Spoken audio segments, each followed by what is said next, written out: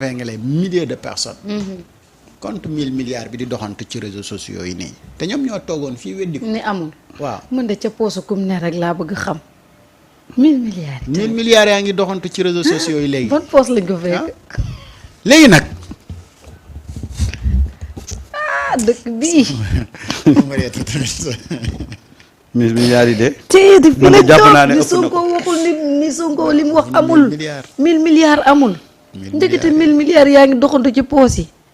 mu yow di dëkk ñuy def ak ban seen circonstance lañ lañ ko créé jaarale compte bi. waaw. mais Elissi na moon nañ la de gëj nañ la dégg. moom gëj nañ ko gis. nan la gars yi créé compte bi. loolu c'est des questions. ay nañ ci sàcc de xam naa. mooy que ni dans ce pays là il fut des moments kenn ku si nekk mu ngi doon jéem a xool yan pexe lay mën a def. waaw. ba au nom de l'état du Sénégal mu créé benn compte moo xamante ni moom mooy am plein pouvoir u manipuler xaalis ba fay nekk. au ministère des transports terrestres infrastructure ak désenclavement ñaata milliards moo fa jaar ci gestion wu Mansour Faye. ci sóora. liggéey moo tax ndeke moom waa ji bu mu bëggoon ko génnee- def président assemblée bu mu nationale. génnee ba tey Ay, daa léegi- waxut sax sóora fàttewuñ la de. état bi dañoo pare ci Covid bi rek waaye fàttewuñ la de infrastructure yaa ngi fi. lépp a ngi fi ndox maa ngi fi. ndox maa ngi fi sóora ñun fàttewuñ la de. ndox mi nga sangoo. yow gars yi fàttewuñ ndox mi de. fàttewuñ ko de. moo tax it. Yankuba Diattara mi ngi si dëkk bi. waaw. non Yankoba nekk fi. nekku fee. Yankoba daw na dem Canada. dafa dem. waaw yàgg na. Yankuba lu ko jaral li. Yankoba moo ngi Canada. Yankoba ah moo ngi Canada. waaye du ñëw ñu waaye leeral bokk na sunu kii waaw bi. bokk na si ñi nga xamante ni ñoom itamit waaw. dañoo war a ñëw tontu si. Yankoba. Yankuba dëkkoo fàttewuñ la de. Canada. dañ lay ñibbisi laajte ci rek réew mi fàttewuñ la de. waaw. waaye Yankuba moom du ñëw leeral. li daw na mu nga Canada. Matar Ba tamit arim. Matar Ba. Matar moom aw ma benn nouvelle mais Yankoba daal li ma wóor moom mooy moo ngi Canada. dëkk bi léegi koo Yankoba laajte ñun comme la new fi. noo ngi Canada nag. te am lu mu war a layoog ñun. na am ngoru ñib si nag. dëkk bi tam bu yàggee nag. Yankoba. kan mooy accusé levez-vous koo laajte mun la new fi.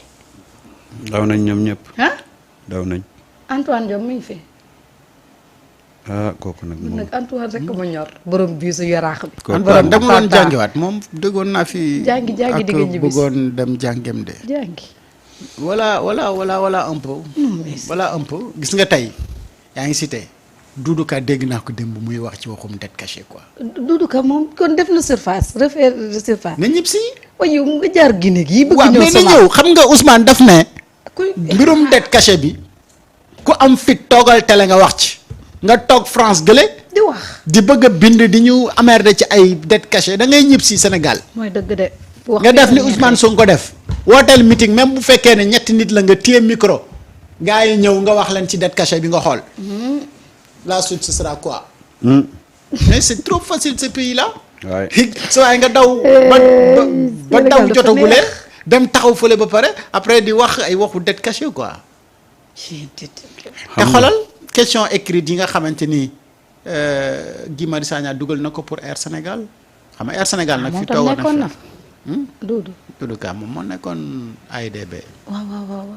te ba tey indiwu ci mais leeral. AIBD bokk na ci seen gestion ñoom nañ doon def fii ku doon tukki ci réew mi gars yi dañ la doon wawal Doudou Ka mu may la billet. nan la doon def ba am billet. waaw Doudou bii fu donc mu ko y a jëlee. beaucoup de questions yu nga xamante ni aujourd'hui dañ ko war di mën di poser. mooy dëgg de.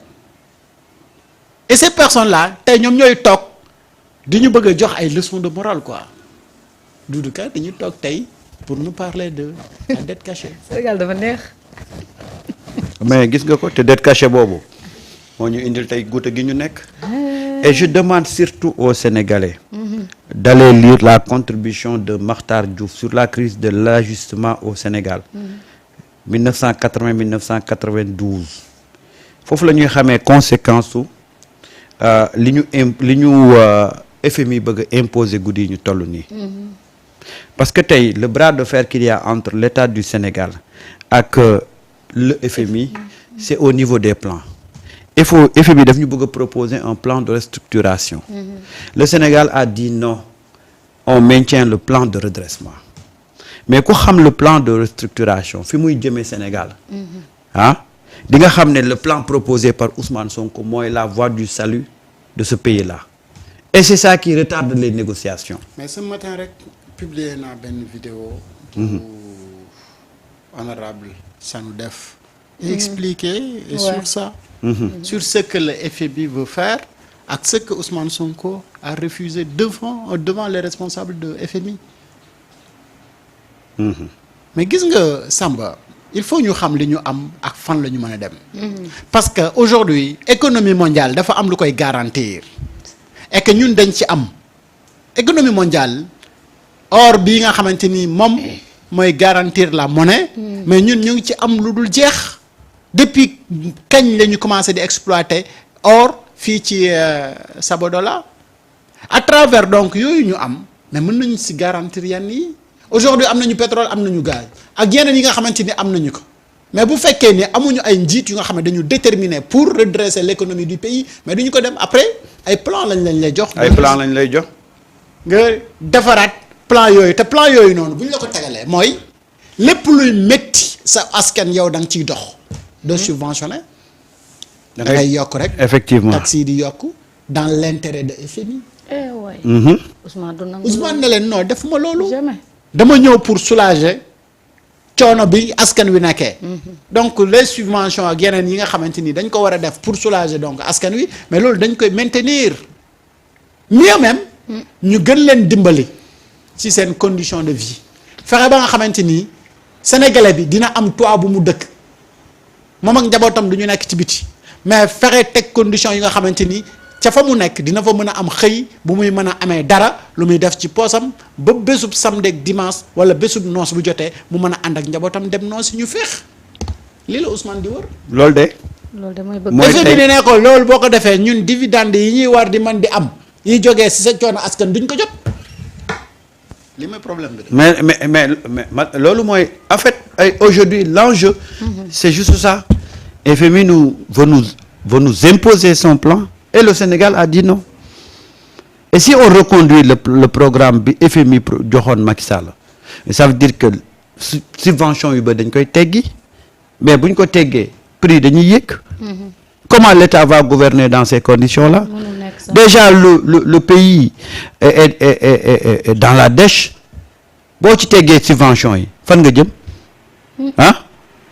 problème da ngay fi créer. Et aujourd'hui loolu mooy tey le point d'achoppement des discussions entre le FMI et l'État du Sénégal te État du Sénégal xam nga lu ñuy wax mar naan du ma tax a naan petite foofu la État du Sénégal nekk c'est pas parce que on est dos au mur qu'on doit tout accepter parce que accepter le plan du FMI mais ça veut dire que tu seras étouffé économiquement te bu boobaa dafay am ay répercussions ci société bi bu ko defee nag grève yi commencé.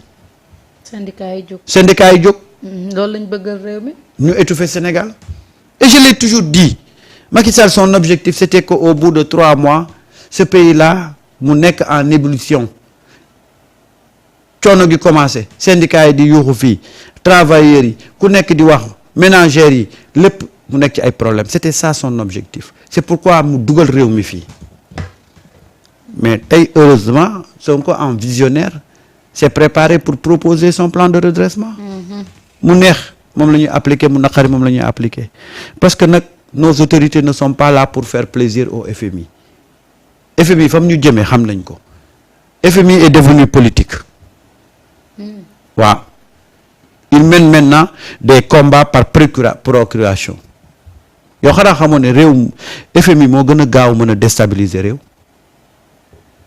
FMI moo gën a mën a gaaw a décrédibiliser un chef d'État ci kaw nga nangul leen parce que ci yooyu lañ lay dugal ñun on a eu des plans yoo xam ne moo yóbbu Sénégal moo dugaloon Sénégal ci pax ba léegi génnewul Sénégal ci pax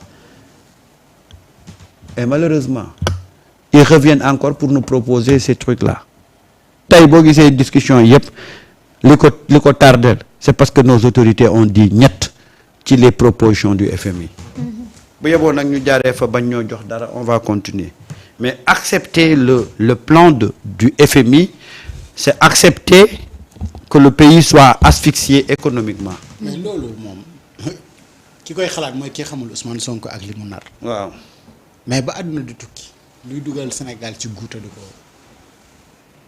du ko accepter et bala ngeen di ñëw di ko imposer ab plan. ci fu Sénégal di jaar pour suqaliku moom dafa proposer plan bu muy jaarale Sénégal pour suqaliku. mais kooku da nga koy accompagner ci plan boobu sinon mu trouver beneen solution et solution yi nag daf leen ko wan ay yoon. na leen sans yéen ñun mën nañoo dem. te Samba daf koy wax bamtu ko ñu di ko wax di ko bamtuwaat y a pas dans ce monde là pays bu nga xamante ni dafa avancé ñu ne la. FMI moo fa jaar. du Turquie en tout cas du Chine du États-Unis du fenn fu nga xamante ni tey bokk nañ ci dëkk yi développé ñu ne la fii FMI moo fa jaar amul. puisque ça n'existe pas mais nit wurloo compter ci FMI leneen li nag moom moo existé sens contraire bi.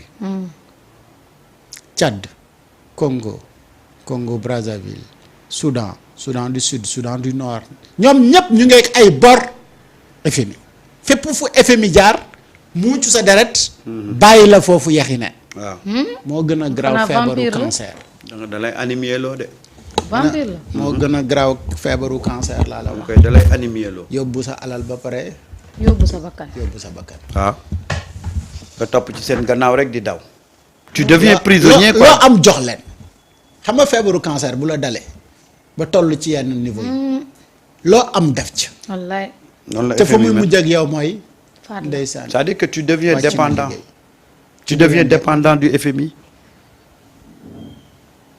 mais malheureusement ñun Sénégal dañu dul gëstu moo tax mais tey dëkk yu bëri dañu développé te amuñu benn relation ak FMI waaye ñun dañu jàppal dañu xamaloon ne daal FMI bu dugalul loxoom duñ avancé ñun on a des banques mondiales à l'intérieur du pays yu bëri ak waaw duñ leen jël ñu financé ay FMI ngi fay rëbës ay banque mondiale ñu ngi ci dëkk bi di traîner am na ñu ci jot a daw waa duñ dajale alal yi nangu seen compte bancaire yi nangu alal gi delloo ko ci bu ñu ko defoon léegi ñu renflouer les caisses léegi baa ngi ci réew mi de mu ngi ci réew mi di man de mosuma gis fay club des milliardaires rek foofu boo fa duggee génn na ci député yi liggéey rek mooy dëgg liggéey ci loi yi nga xamante ni day encadré mbir yeeg alalu Sénégal ak ni ñu koy encadré bu boobaa boo nekkee ci nguur boo sàccee daw li nga fi bàyyi ñu jël ko fexe ba nga xamante ni boo nekkee ci nguur randal pour dem ci yeneen dëkk yi c'est-à-dire je sais même pas nan lañ koy parce que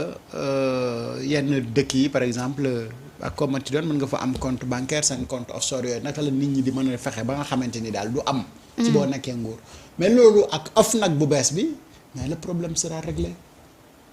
surtout ak caution yi ñuy gis. mu ngi noonu léegi nag. Sénégal ngay gis ko ñu jàpp si voilà li nga xamante ni moom la ñu parce que tabax nag bala nga koo yëkkati da ngay defar fondement. bu fondement ba baaxul de. bu fondement bi baaxul. boo yëkkatee day mab. réew mi nag teguwul woon ci benn fondation. fi mu toll ñii fi nekk dañuy door a commencer. xam nga bu ñu lay misaal am kër. àllub nen. bu dara nekkul nga ñëw tabax faa gën a yomb foo ñëw ñu tabax bu bon ndax da ngay dëkkati ba pare door a commencé waat grawwaay yeeg yeneen affaire yooyu noonu loolu c'est trop difficile réew moomu nag la gars yi hérité dëkk bu nga xamante ni waa ji doon tabax la mu tabax dara baaxul te yow da ngaa bëgg tabax bu baax donc pour joyanti faaw nga indi ay ndiraan dëkkati yenn yi jubbanti ba mun a koj nga door a yëkkati pour nga am benn bâtiment. yàlla nañ ko fekkee ak jàmm. bien Afa rendez-vous incha allah 20h cas par cas ak Oustaz Assane sëñ naa lim na bàyyi la nga tàggoo temps. maa ngi lay sant di la gërëm xaw naa tardé waaye foog naa dabantal na. waaw dabantal na. di nuyu di ziare sama yaay Khady Ndiaye. ñu koy ziar Ndiaye la sant.